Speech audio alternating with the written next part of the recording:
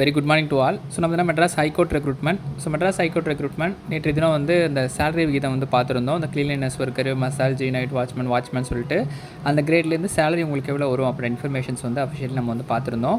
So இந்த வீடியோவில் பார்த்திங்கன்னா ஜாப் நேச்சர், ஸோ ஒரு போஸ்ட்டுக்கும் அதற்கான தன்மை என்ன, வேலையினுடைய தன்மை என்ன அப்படின்றது உங்களுக்கு தெரிஞ்சிருக்கும். அது நோட்டிஃபிகேஷன்லேயே இந்தந்த பணிகள் தான் இந்தந்த போஸ்டிங்ஸ்க்கு அப்படின்னு சொல்லி தெளிவாக கொடுத்துருந்தாங்க.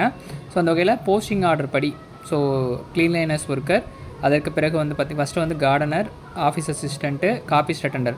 ஸோ இது தனியான நோட்டிஃபிகேஷனும். அடுத்தது வந்து பார்த்திங்கன்னா கிளீன்லினஸ் ஒர்க்கரு, வாட்ச்மேனு, மசால்ஜி, அப்புறம் வந்து நைட் வாட்ச்மேன் கம் மசால்ஜி, இப்படி ஒரு ஆர்டர் வைஸாக கொடுத்துருந்தாங்க.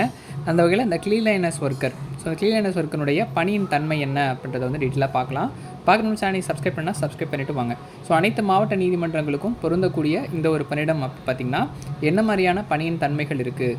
ஸோ நீங்கள் எல்லாமே இந்த எந்த ஒர்க்காக இருந்தாலும் நான் செய்வேன் அப்படின்ற ஒரு ஹோப் வந்து அங்கே நீதிபதிகளிடம் வந்து சொல்லியிருந்தீங்க. ஸோ இன்டர்வியூ டைமிங்கில் எந்த ஒர்க் கொடுத்தாலும் செய்வீங்களான்றதை கேட்டிருந்தாங்க. ஸோ எல்லாருமே காமனாக அந்த பதிலை வந்து சொல்லியிருப்போம். ஆனால் ரியாலிட்டி என்ன ஒர்க் கொடுப்பாங்க, ஸோ வந்து ஒர்க்கு எப்படி இருக்கும் அப்படின்றத நீங்கள் தெரிஞ்சுக்கணும். ஃபர்ஸ்ட் ஆஃப் ஆல் எல்லாத்துக்குமே தயாராக தான் இருக்கணும். நம்ம வந்து டிகிரி படிச்சிருக்கோம், ஓவர் குவாலிஃபிகேஷன், நம்ம இந்த வேலைலாம் செய்யலாமா அப்படின்ற மாதிரி நீங்கள் வந்து இதை அப்ளை பண்ணும்போதே திங்க் பண்ணிட்டு தான் வந்து அப்ளை பண்ணியிருப்பீங்க. நமக்கு ஏதாவது அரசு பணி கிடைக்கணும், ஸோ இதில் வந்து நம்மளுடைய இதை வந்து இதில் காட்டி அதுக்கு பிறகு நம்மளுடைய பணியினுடைய தன்மையை வந்து உயர்த்திக்கணும்னு நினச்சி தான் இந்த பணியிடத்துக்கு வந்து விண்ணப்பிச்சிருப்பீங்க. ஸோ ஒரு 5 வருடம் ஒரு பணியிடத்தில் வந்து அரசு பணியிலிருந்து அடுத்த கட்ட பதவி உயர்வு பெறத்துக்கு 5 வருடம் வந்து ஆகும். ஸோ மற்ற டிபார்ட்மெண்ட்லாம் 10 வருடம் ஆகும். நீதிமன்றத்தை பொறுத்தளவுக்கு அந்த 5 வருடங்கள்லேயே உங்களுக்கான பதவி உயர்வு அப்படின்றது கிடைக்கிது.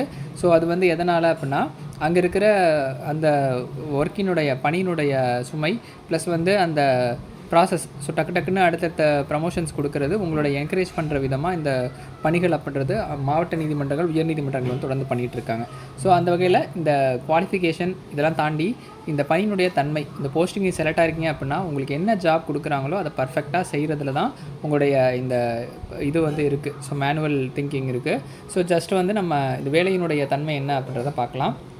கிளீன்லினஸ் ஒர்க்கருடைய பணியின் தன்மை ஃபஸ்ட்டு பார்த்துடலாம். அதுக்கப்புறம் ஒரு போஸ்ட்டாக நம்ம வந்து பார்க்கலாம். காமனாகவே எல்லா போஸ்டிங்ஸ்க்குமே எல்லாருமே வந்து காமனாக வருவாங்க. ஸோ எந்த ஒர்க்கு கொடுத்தாலும் செய்கிற ஒரு ஜாப் நேச்சர் அப்படின்றது.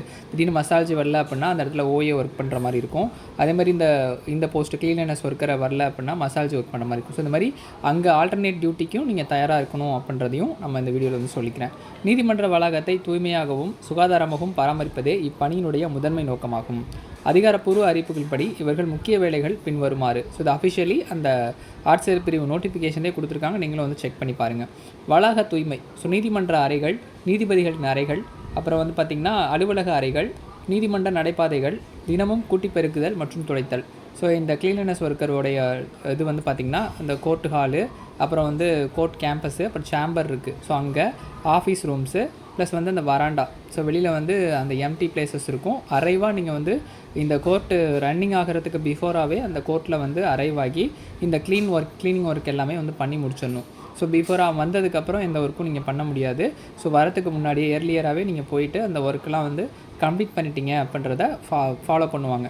ஸோ அந்த ஒர்க்கெலாம் வந்து கரெக்டாக ஃபாலோ பண்ணுவாங்க. அதனால் என்னென்ன ஒர்க் உங்களுக்கு கொடுத்துருக்காங்களோ, சின்ன டஸ்ட்டு இல்லை வந்து குப்பைகள் அங்கங்கே இருந்தது, அவங்க வர டைமில் இருந்தது அப்படின்னா அதற்கான இது என்னவோ அதையும் வந்து உங்களுக்கு வந்து மெமோவோ வந்து கொடுப்பாங்க, சார்ஜ் பண்ணுவாங்க. ஸோ ஃபஸ்ட்டே உங்களை பயமுடுத்துறதுக்காக சொல்லலை, இதெல்லாம் தெரிஞ்சுக்கணும் நீங்கள். ஸோ அங்கே போய் உங்களுக்கு இன்ஸ்ட்ரக்ஷன்ஸ் கொடுப்பாங்க. இந்த மாதிரி வந்து இந்த பணியினுடைய தன்மை தெரிஞ்சு தான் நீங்கள் வந்து அப்ளை பண்ணியிருக்கீங்க. என்ன குவாலிஃபிகேஷன் அப்படின்றதுலாம் அங்கே வந்து ஒரு பொருட்டு கிடையாது. ஸோ குவாலிஃபிகேஷன் தகுந்த மாதிரி ஒர்க்கும் வந்து கொடுப்பாங்க. அது அந்தந்த நீதிபதிகளும் அங்கே இருக்கிற உயர் அதிகாரிகளும் டிசைட் பண்ணுற ஒரு விஷயம். ஆனால் இந்த பணியிடத்துக்கு தான் வந்திருக்கீங்க அப்படின்னா இந்த பணிகளில் ஒரு 50%, 40% நீங்கள் செய்கிற மாதிரி இருக்கும். அடுத்தது தூசி மற்றும் சிலந்தி வலைகளை அகற்றுதல். ஸோ சாட்டர்டே சண்டேயில் வந்து பார்த்தீங்க அப்படின்னா கண்டிப்பாக ஒரு 3 months கிட்ட வந்து உங்களுக்கான ரெகுலர் ஒர்க் அப்படின்றது இருக்கும். உங்களுக்கான அந்த ஸ்கில்ஸை டெவலப் பண்ணுற மாதிரியே, ஸோ அந்த பணியினுடைய தன்மையை நீங்கள் வந்து புரிஞ்சுக்கணும் அப்படின்றதுக்காக உங்களுக்காக அந்த சாட்டர்டே சண்டேயில் வந்து பார்த்திங்கன்னா அங்கே இருக்கிற கோர்ட்டு கேம்பஸில் இருக்கிற அந்த தூய்மை பணிகள், அந்த டஸ்ட் இருக்கிறது, ஸோ அதே மாதிரி வந்து அந்த புல் செடி இதெல்லாம் வந்து க்ளீன் பண்ணுறது, மரத்தில் உள்ள இதெல்லாம் வந்து கிளைகளை வந்து அகற்றுறது, இந்த மாதிரியான பணிகள் வந்து காமனாக எல்லாருக்குமே கொடுப்பாங்க. ஒரு ட்ரைனிங் மாதிரி ஒரு 3 monthsங்கிறது கண்டினியூட்டிவாக அந்த சாட்டர்டே சண்டேயில் வந்து நடக்கும். ஸோ அதுவும் நீங்கள் நீங்கள் வந்து எக்ஸ்ட்ரா போய் தெரிஞ்சுக்கலாம். ஸோ உங்களை முன்னாடியே வந்து இதை பிஃபோராக நான் சொல்கிறேன். அங்கே போனதுக்கப்புறம் உங்களுக்கு இந்த இன்ஸ்ட்ரக்ஷன்ஸ்லாம் சொல்லுவாங்க. ஒருத்தருக்கும் ஒரு இது வந்து கொடுத்துருவாங்க. ஒரு இது மாதிரி இந்த வீக் வந்து நீங்கள் இந்த பிளேஸை வந்து இது பண்ணணும், நெக்ஸ்ட் வீக் நீங்கள் இந்த பிளேஸை க்ளீன் பண்ணணும் அப்படின்ற மாதிரி ஒரு 3 பேருக்கோ 4 பேருக்கோ அது வந்து கம்பைன்டு ஒர்க்காக தான் கொடுப்பாங்க. இண்டிவிஜுவல் பர்சன் கொடுக்க மாட்டாங்க. கம்பைண்டாக சொல்லி தான் இதை க்ளீன் பண்ணுற ஒர்க்கெலாம் வந்து அவங்க கொடுப்பாங்க. அடுத்து சுகாதார பராமரிப்பு. கழிவறைகள், வாஷ் பேஷன்கள் மற்றும் குளியலறைகளை கிருமி நாசினிகள் மற்றும் துப்புரவு திரவங்கள் கொண்டு தினமும் சுத்தமாக வைத்திருத்தல். ஸோ ஒரு க்ளீனிங் ஒர்க்கு அப்படின்றப்ப கண்டிப்பாக இந்த மாஃப் போடுறது, ப்ளஸ் வந்து ரெஸ்ட் ரூம்ஸை வந்து க்ளீன் பண்ணுறது, அப்புறம் வந்து இந்த வாஷ் பேஷன் சிங்க் இருக்கிறது அதெல்லாம் வந்து க்ளீன் பண்ணுறது, இந்த மாதிரியான ஒர்க்குகள் வந்து சுகாதார பராமரிப்புக்கும் இதை நீங்கள் பண்ணுற மாதிரி இருக்கும்.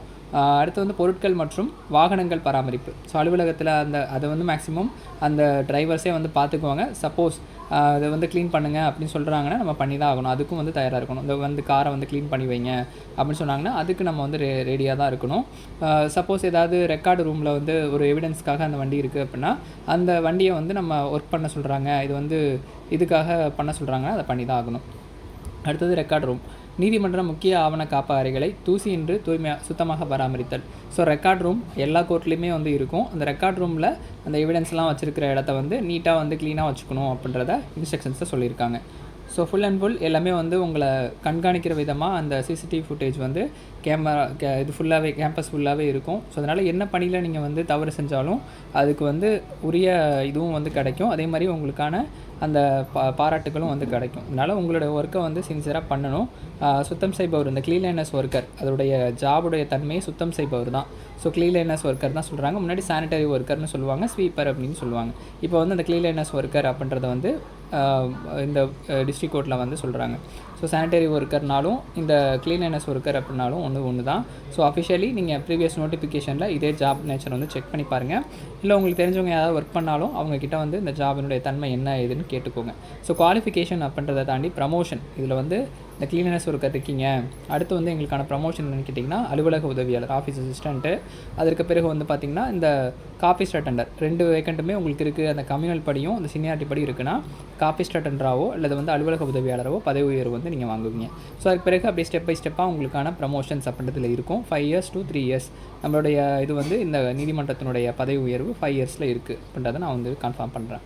அடுத்தது தேர்வு செய்யப்படும் முறை எல்லாம் பார்த்தாச்சு. ரிட்டன் எல்லாமே முடிஞ்சிருச்சு. ஃபைனல் லிஸ்ட் மட்டும்தான். ஸோ ஜாபினுடைய தன்மை, இந்த க்ளீன்லைனஸ் ஒர்க்கருக்கான பணியினுடைய தன்மை இதுதான். இதை தாண்டி வேறு எக்ஸ்ட்ரா ஒர்க் ஏதாவது கொடுத்தாலும் செய்கிறதுக்கு நீங்கள் தயாராக இருக்கணும். இது இல்லாமல் அலுவலக பணிகள், சரி சார் நீங்கள் வந்து ஓவர் குவாலிஃபிகேஷன் படிச்சிருக்கீங்க, இந்த இடத்துல இந்த ஒர்க் இருக்குது, நீங்கள் பண்ணுறதுக்கு ஓகேவான்னு கேட்டாங்கன்னா அதுக்கும் வந்து நீங்கள் தயாராக இருந்தீங்க அப்படின்னா உங்களுக்கான பணி வந்து அது கூடுதலாக நீங்கள் உங்கள் மேலே வந்து ஒரு இதை வந்து இதாக்கும். ஸோ நற்பெயரை வந்து ஏற்படுத்தும். ஸோ அதற்கும் நீங்கள் வந்து தயாராக இருந்துட்டு இந்த பணிகளை வந்து சிறப்பாக செய்யுங்க. ஸோ க்ளீன்லினஸ் ஒர்க்கருடைய பணியினுடைய தன்மை இதுதான். ஸோ அடுத்தது மசாஜி அப்புறம் வாட்ச்மேனுடைய பணியின் தன்மைகளை ஸ்டெப் பை ஸ்டெப்பாக பார்க்கலாம். தொடர்ந்து வந்து சேனலை வந்து ஃபாலோ பண்ணுங்கள், சப்போர்ட் பண்ணுங்கள். ஸோ 2 பணியிடத்துக்கும் செலக்ட் ஆகிருக்கவங்களுக்கு நான் ஆல்ரெடி சொன்னது தான். ஸோ ஆஃபீஸ் அசிஸ்டண்ட்டு அப்புறம் வந்து மசாஜ் நைட் வாட்ச்மேன் செலக்ட் ஆகிருக்கேன், நான் வந்து ஆஃபீஸ் அசிஸ்டண்ட்டில் வெயிட்டிங் லிஸ்ட்டில் இருக்கேன், இதுக்கு போகலாமா அதுக்கு போகலாமா, ஃபஸ்ட்டு எதுக்கு உங்களுக்கு ஓகே ஆகிருக்கோ அதுக்கு நீங்கள் ஃபஸ்ட் ஜாயின் பண்ணுங்கள்.